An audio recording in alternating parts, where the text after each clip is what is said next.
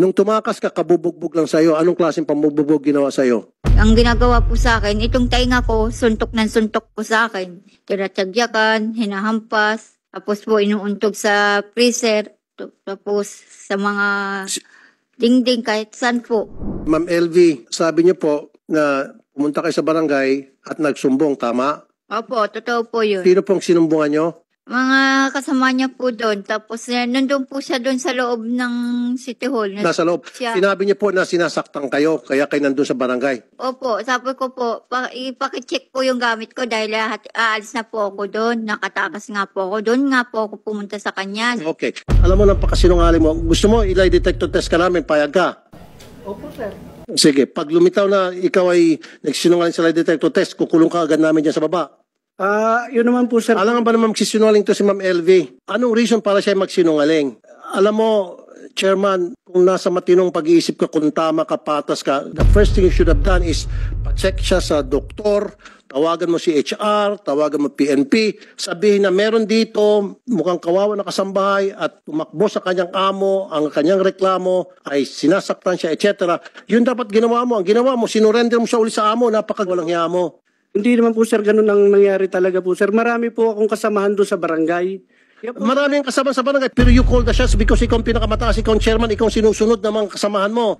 Nung pagdating ni Ma'am LB at saka pagdating ng amo, ilang minutong pagitan? Siguro po wala pa pong 3 minuto, sir. Oh, so, ibig sabihin, hindi sinusundan, may tumawag. Ay, At saka isa pa, of all places sa barangay, bakit sa barangay hall pa siya pupunta? Pwede naman siya pumunta sa ibang tindahan, pwede siya pumunta sa kanto kung saan-saan pang pwedeng tambayan niya o sa paradahan ng tricycle kasi tumakas nga, di ba? Bakit sa barangay pumunta? Kasi tinawagan mo, ungas ka talaga. Kunyari ikaw sa sitwasyon niya, madalas kang binubugbog ng iyong amo and then nagkaroon ka ng pagkakataon na para makatakas. Pagdating mo sa barangay, anong unang-una mong sasabihin kung ikaw si Ma'am LV? siyempre po, magre-reklamo po. Exactly! At yun ang ginawa niya na kinukontra mo ngayon, stupido. Hindi pa po nakakapagsalita po si Nanay Elvin. Nakaupo lang po yan nung dumating po ako. Ang una ko po... Hindi, ikaw na mismo nagsabi. Ang una mong gagawin, kung ikaw sa sitwasyon ni Ma'am LB, ay magreklamo galing na sa bibig mo eh. And that's exactly what she did. Pero hindi mo pinakinggan dahil tinawagan mong amo, tumutugma lahat na sinasabi ni Ma'am LB. Napakasinungaling. Kasi po nga, ang alam ko po, yung siya po ay taong grasa na dumating po sa amin. Kaya po ang una kong hakbang nga po ay pinalilinis ko po. Sabihin natin, siguro papalusot mo, nandun yung amo, natakot lang siguro siya. Pero she had 3 minutes na nandun nakaupo lang, wala siyang sinabi, imposible. Nandun siya, tama yung sinasabi niya, nagsusumbong siya kung ano lang pinagsasabi niya, hindi niya pinakinggan. And I'll tell you, isa sa mga nasibak, dapat ikaw masibak ka rin eh. Di ba may pulis yung pinagsumbungan? Itong si Master Sergeant Maria Eliza Palabay, na-dismiss kasi sinampan ng kaso ni Ma'am LB. Kasi kinampihan nitong pulis yung amo, parang ikaw din. Ikaw ang susunod na pasisibak namin. Gano'n ko nakatagal, Kapitan? Isang first term po ngayon, Senator. So tatakbo ka. Susunod. May plano pa po. Ha? Ano na? Tatakbo. Huwag niyo iboto to. Hindi ka naman nanalo.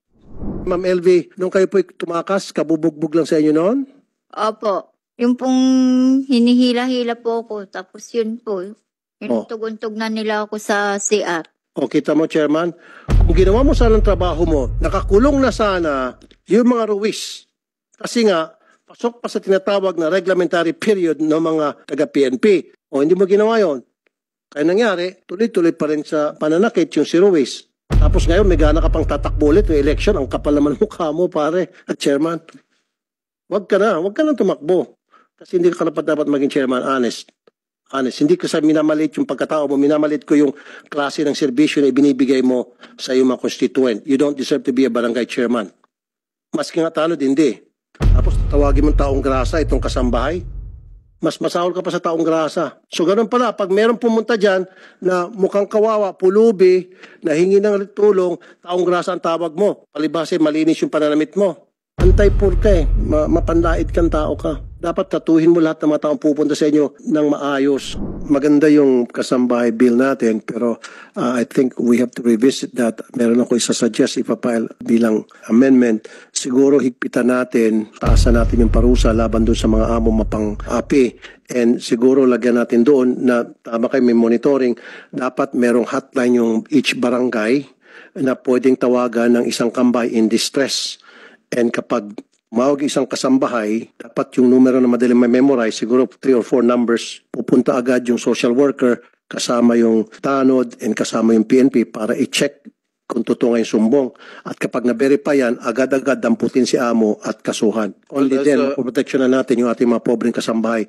So those things has to be changed. And I will file a bill na this time, kasama dun sa kasambahay law ninyo, Senator Estrada, na magkaroon ng mas matibay pang protection natin mga kasambahay. And then, dapat one strike policy laban dun sa mga pang-api mga amo.